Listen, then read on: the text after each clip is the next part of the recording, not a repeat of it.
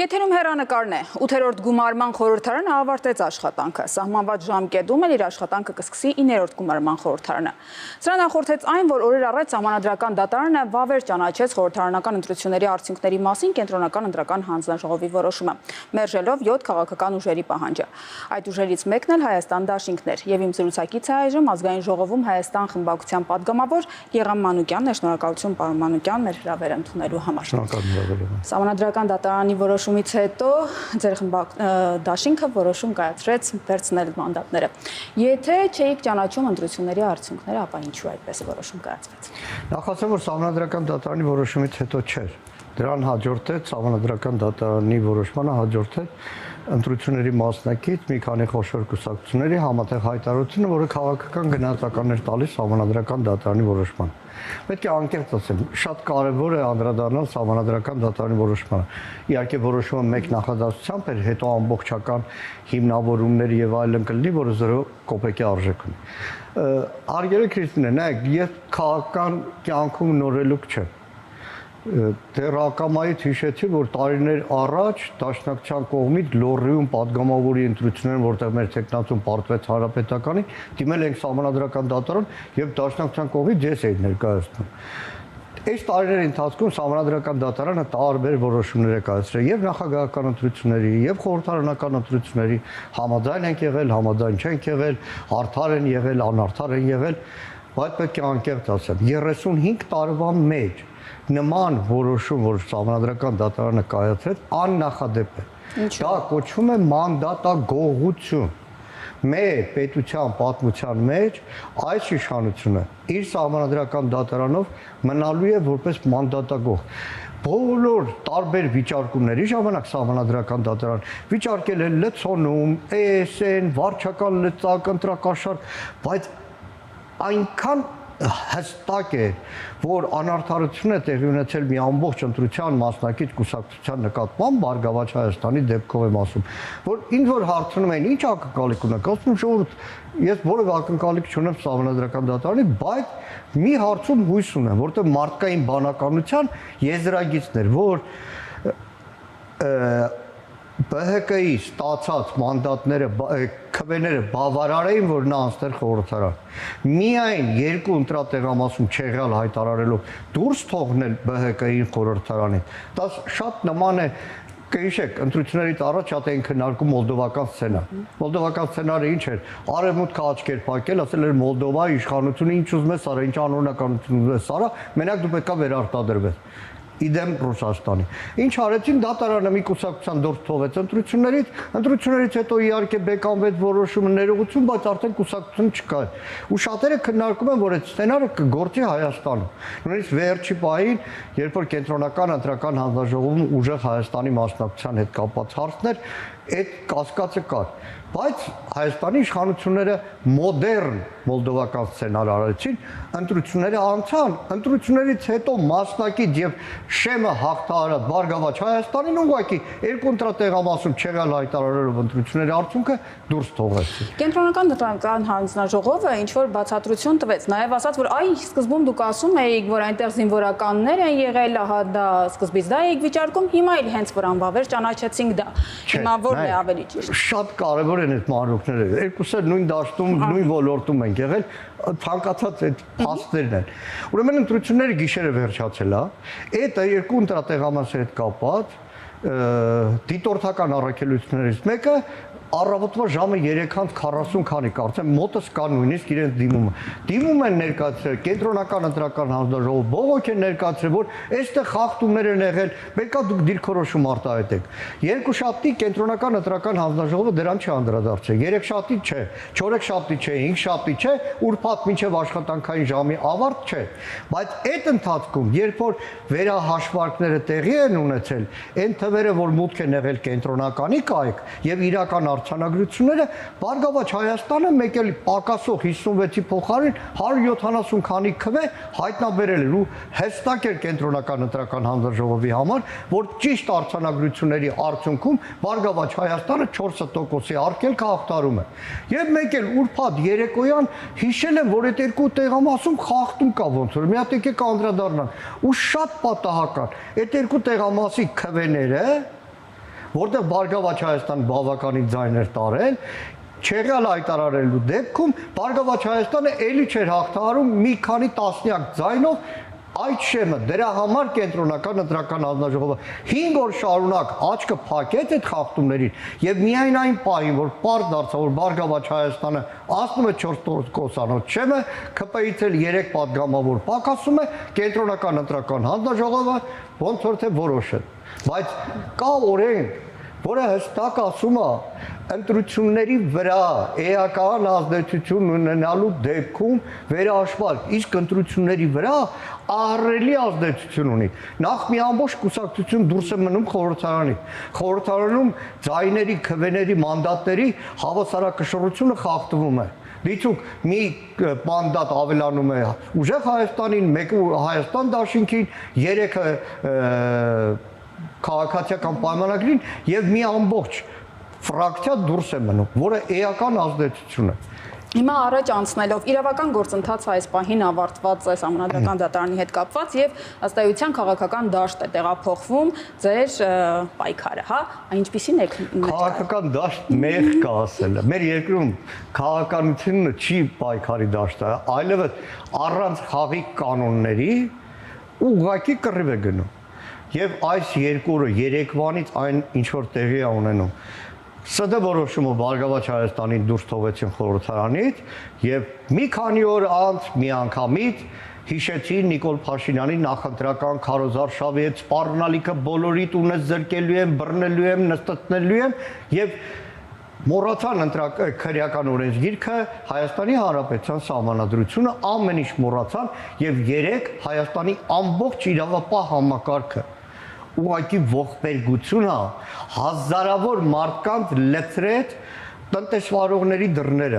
հազարավոր մարդկանց աշխատող մարդիկ Արարատ ցեմենտում աշխատող մարդը այն կոպեկ իր աշխատավարձով տուն է պահում առինջ մոլում բարձակալած խանութներ բարձակալած մարդիկ միլիոնատեր օլիգարխները չէ վարկ են վերցնում սա են վերցնում առևտուր են անում որ տուն պահեն բազմաթիվ նման արտադրություններ հիմնարկներում 70-ից ավելի հիմնարկը փակ է գալիս եմ այստեղ հաղորդման խանջան փողոցով եմ ասում այդ սպորտային համալիր կա որ կյանքում չեմ եղել աչք զարնեց ոստիկանական այդ դեղին ժապավերներով փակ է իսկ այդտեղ աշխատում են բազմաթիվ մարդիկ ավելի այդտեղ հարյուրավոր մեր հայրենակիցներ փող են ծախսել աբոնեմենտ են գնել տոնց են գնել որ առավոտ շուտ գնան մարզասրահ զրկված են իսկ օլիմպիական կոմիտեի եւ մարզավանի դեպքը այսօր Արոկյանի դատարանի դիմաց այդ հաստատությունում աշխատող տղաներից մեկը պատմում ասում դիմակներով լցվեցին որտեղ օտարերկրացի Միացյալ Նահանգների եւ այլ սպորտսմեններ են որ մնում են օլիմպիական կոմիտեն էլ համարվում է անկախ մարմին այդ բոլորին չեմպիոններ կան բոլորին մի ժամվա մեջ դուրս լարեցին մարդիկ եկել են Հայաստան ծրագրերով, մարզումների եւ այլն, որը միջազգային մակարդակի սպորտային համալիր է։ Դուրս են արել ու փակել են։ Այսօր 7000-ից ավել մարդ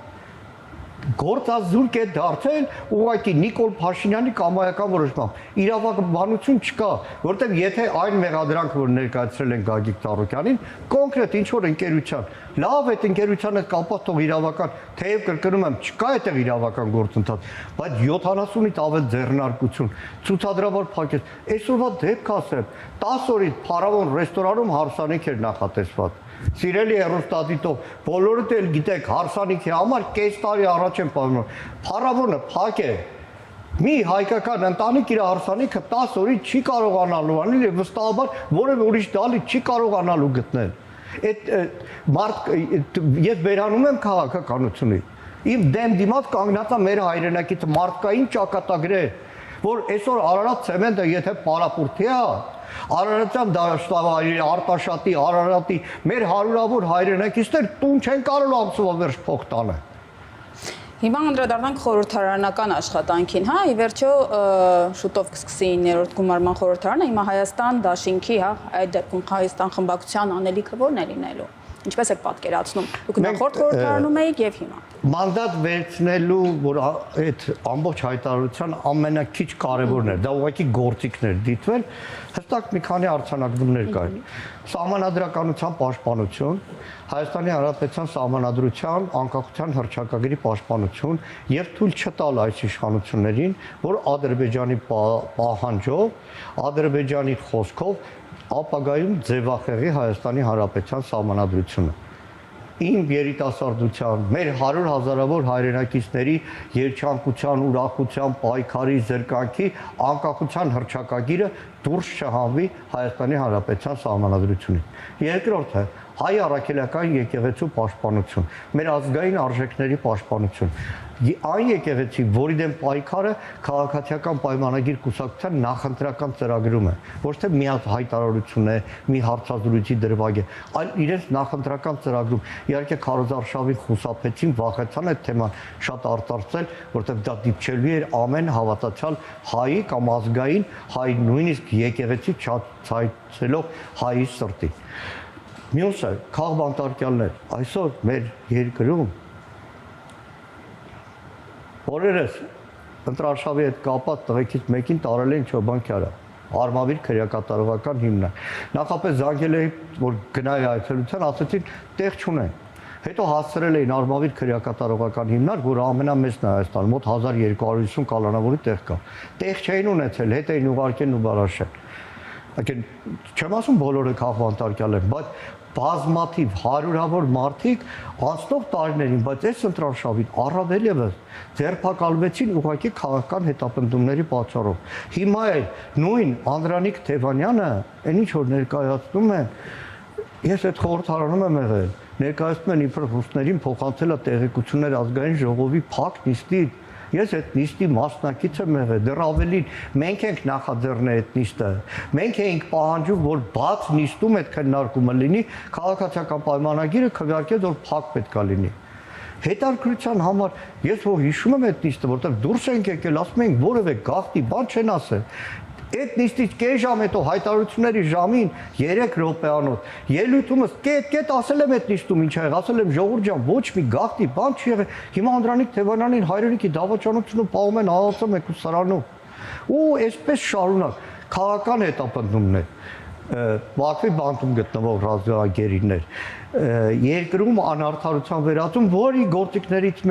գործիքներից մեկը ես հատուկ եմ մատնանշում, որտեղ շատ հարցադրում է միայն խորհրդարանական պայքարն եք պատկերացնում, չէ, փողոցային էլ ցանկացած օրինական միջոցով պայքարը, որպեսի ի վերջո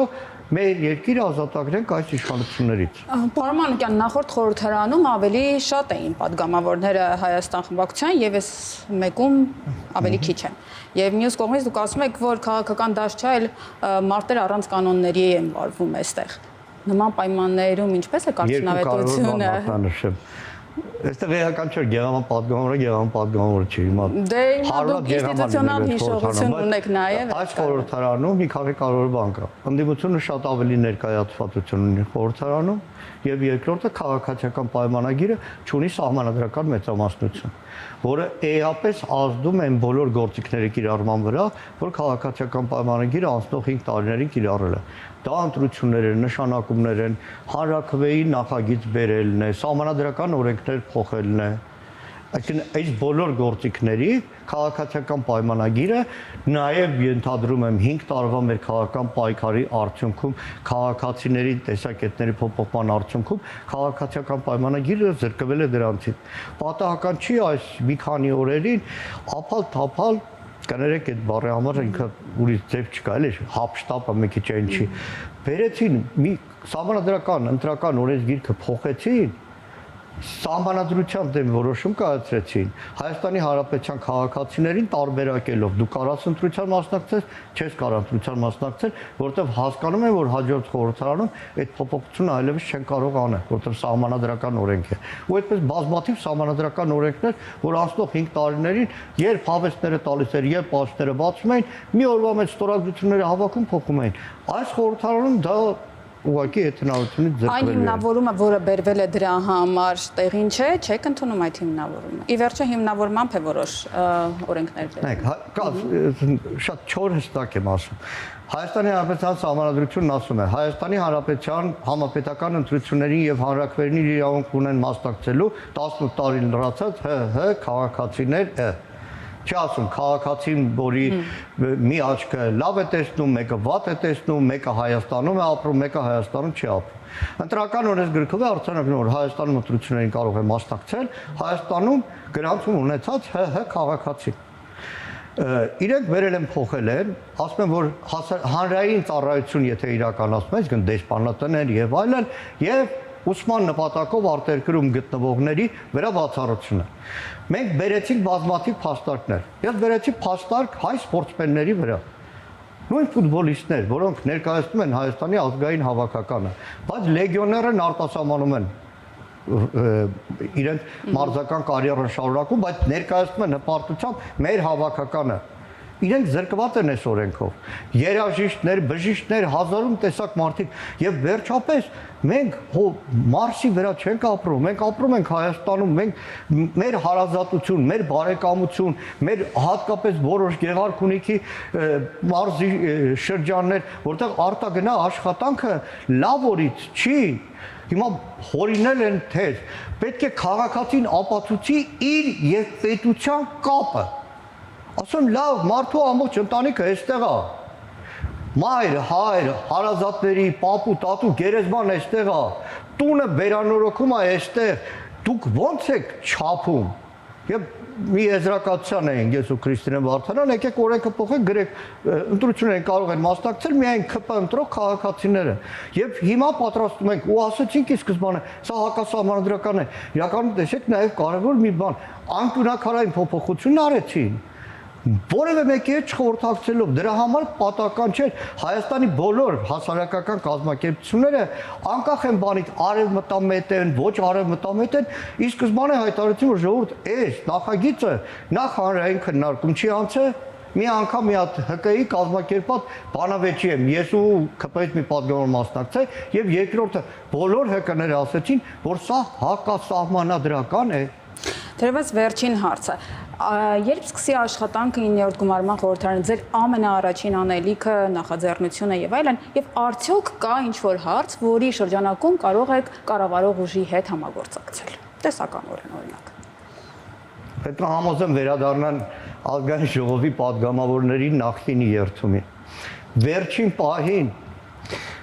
այս մի 15 օր իմ աչքի առաջ գալիս է քուրդ մի հերոսկի Լեյլա Զանա անունով։ Քուրդ պատգամավոր է եղել, ընտրվել է խորհրդարան 91 թվի։ Լեյլա Զանան 91-ին Դիարբեքիրից ընտրվեց Թուրքիայի առաջին դեպքն է։ Ֆշշալով էին դիմավորում։ Երդման տեքստ կա Թուրքիայի խորհրդարանում, որտեղ խոստանում է պաշտպանի թուրք ժողովրդի, թուրք միլլեթի, թուրք ազգի կամ թուրք ժողովրդի շահերը։ Լեյլա Զանան քրդուի է ու պայքարող քրդուի։ Հելավ հակառակ բոլոր այդ դրկանքներին, ասես Թուրքիայի ժողովրդի, Դալիճը Սուլետ եւ այլն Լեյլա Զանան 10 տարի անցկացրեց բանտում։ Եվ միջազգ բախտ ունեցա Դիարբեքիրից մի անգամ ինքնագիր էր ինձ ուղարկել, որտեղ իմ համար ինքը պայքարի խորհրդանիշներից մեկն էր։ Մեր պատգամավորական երդման տեքստում կար համազգային իղձեր կարծրը։ Բռնին հանեցին։ Այսինքն բռնին հանեցին, այն որ ասեցին Արարատ էլ չի երևում, փակում ենք Արագածնա, սայա, Արաքսից ենք կողմիչ արևմտյան Հայաստան, Սասուն, բան, այդ դեռ ոչինչ, համազգային իղձ ասածը հանեցին։ Այսօր աշխարհում չկա որևէ ժողովուրդ, որը չունենա համազգային իղձ։ Ճապոնացուն որ ասեմ, գիտես, ինչ որ խաղաղության անվտանգ համազգային իղձից սրանք հրաժարվում են, ասեն գիժ են, ինչ են։ Շնորհակալ եմ հրավերի համար։ Շնորհակալություն։ Ես հիշեցնեմ իմ զրուցակիցը Հայաստան խմբակցության պատգամավոր Գեղամ Մանուկյանն էր։